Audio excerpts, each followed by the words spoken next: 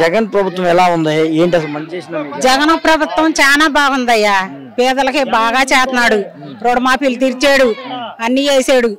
మరి 40 సంవత్సరాలు డబ్బులు వేసాడు, అమ్మఒడి వేసాడు, ఆటో వాళ్ళకి డబ్బులు వేస్తున్నాడు, రైతు భరోసా వేస్తున్నాడు, అన్ని బాగా చేస్తున్నాడయ్యా. ఆయనే కావాలి, జగనే రావాలి, జగనే గెలవాలి, ఆయనే రావాలి. దుండగులు చేస్తున్నారు, వాళ్ళ పాప నాళ్లే పోతారు. ఆయన్ని దేవుడే రక్షిస్తాడు, దేవుడే కాపాడతాడు ఆయన్ని. పేదవాళ్ళందరూ ఆశీర్వాదాలు ఆయనకే ఉంటాయి, జగన్ గారికే ఉంటాయి. అయ్యా ఆయన ప్రభుత్వం చాలా బాగుంది. పేదలకి బోళ్ళ మందికి ఇల్లు ఇచ్చాడు, చాలా చేశాడు ఆయన. ఆయనే కావాలి. నా జీవితంలో చూసినాక అసలు ముఖ్యమంత్రిని మేము చూడలే, మాకు ఆయనే కావాలి. పేదలకి అన్ని మంచి చేస్తున్నాడయ్యా. జగన్ కావాలి. చదువులే అంటే స్కూల్లో మంచి భోజనాలు పెడుతున్నారు. మరి ముసలాళ్ళు మొన్న పింఛనీలు ఇవ్వలేదంటే బోళ్ళ మంది చచ్చిపోయారయ్యా. జగన్ ప్రభుత్వం మరి తెల్లపాటుగా 6ంటికి వచ్చి ఇస్తున్నారు పింఛనీలు మంచాల మీద ఉండగానే. మరి ఇప్పుడు ఎత్తలేదు. మా ప్రభుత్వం వద్దయ్యా, మా జగన్ ప్రభుత్వం కావాలి అన్నాడు. తొక్కేస్తా, చిలిపేస్తా, ఆయనే తొక్కేసేస్తారయ్యా. పేదలే తొక్కేసేస్తారు, భూస్థాపన చేసేస్తారు. జనవంతులు భూస్థాపన చేస్తారు. పవన్ కళ్యాణ్ ఉండరు, వాళ్ళ అబ్బాయి ఉండరు, లోకేష్ ఉండరు. మరి నా లేక అట్ట దొంగసాడు చేశాను. నేరుగా రాబాను, జనమే చూసుకుంటారు. జగన్ అవసరంలా. జై జగనే, జగనే కావాలి, ఆయనే కావాలి. రాష్ట్రంలో పరిపాలన ఎలా ఉంది? మనం 2 పాలనలు చూసాం. గతంలో చంద్రబాబు పాలన చూసాం, ఇప్పుడు జగన్ పాలన చూసాం. ఏ పాలన మీకు కావాలి? జగన్ గారి పరిపాలన కావాలి. అంబేద్కర్ రాజ్యాంగం రాసింది, అంబేద్కర్ గారి చరిత్ర చదువుకున్నాం మేము. ఇప్పుడు జగన్ గారి పరిపాలన చూస్తుంటే అంబేద్కర్ గారిని చూసినట్టు ఉంది.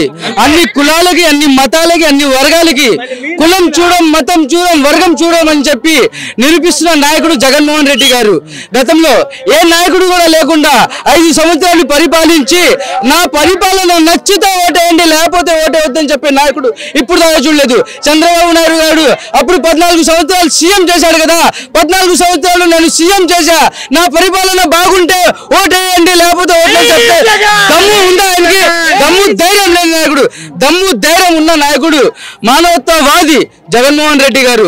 జగన్ గారి గురించి చంద్రబాబు నాయుడు ఎంత నీచుడు అంటే అతని పక్కన ఉన్న వాళ్ళనే జూనియర్ ఎన్టీఆర్ అనే నాయకుడు కూడా రాకపోవడానికి కారణం ఏంటంటే అతనికి ఫాలోయింగ్ ఎక్కువైపోయి ఎక్కడ చంపేస్తాడమని భయంతో నాయకత్వం కోసం దేనికైనా సిద్ధపడిపోతాడని చెప్పి తెలిసింది. గతంలో మేము కూడా విజయవాడ వైపు ఒక సెటిల్మెంట్కి వెళ్ళడం జరిగింది. మా మచిలీపట్నం నియోజకవర్గం నుంచి మినిస్టర్ కొల్లు రవీంద్ర, కొనగాల నారాయణ, దేవినేని ఉమా ఫోటోలు చూపిస్తే అక్కడ ఉన్న వాళ్ళు రౌడీలు, తెలుగుదేశం పార్టీకి రౌడీ గుండలు వాళ్ళు. పునేందేశ్ సీఎం, అప్పుడు సీఎంగా ఉన్న చంద్రబాబు నాయుడు గారి భార్య ఫోటో, లోకేష్ గారి ఫోటో చూపించి వాళ్ళు దిగిన ఫోటోలు చూపించారు. వాళ్లే జగన్మోహన్ రెడ్డి గారి మీద దాడి చేశారని కూడా మేము కటకందిగా నమ్ముతున్నాము. ఎట్టి పరిస్థితుల్లో కూడా 175తో 175 సీట్లు జగన్మోహన్ రెడ్డి గెలుస్తారు. ఎందుకంటే పేదోళ్ళకి చాలా బాగున్న నాయకత్వం ఇది. పేదోళ్ళకి కులం చూడు, మతం చూడమని చెప్పలేదు.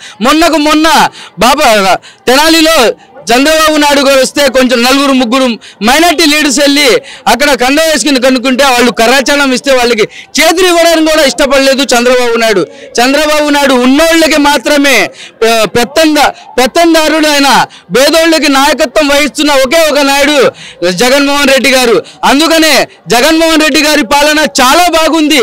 అతనే గెలుస్తాడని కూడా ముకుట్బందీగా మేము అందరూ కూడా నిర్ణయించి అతని కోసము కష్టపడి ఎట్టి పరిస్థితుల్లో కూడా బంపర్ మెజార్టీలో అక్కడ కానివ్వండి, ఇక్కడ గుడివాళ్ళలో కొడాలని కానివ్వండి, మచిలీపట్నంలో పేర్ని గిట్టు కూడా కరోనా టైంలో ముస్లిమ్స్ కి చాలా ముస్లిమ్స్ కాదు ప్రతి వర్గానికి, ప్రతి కులానికి కూడా పేర్ని గిట్టు గారు ముందు ఉండి అతనికి 3 సార్లు కరోనా వచ్చి కూడా అక్కడ మచిలీపట్నం ప్రజల కోసం చచ్చిపోవడానికి ఇష్టపడిపోయా కానీ వెనకాలేదు.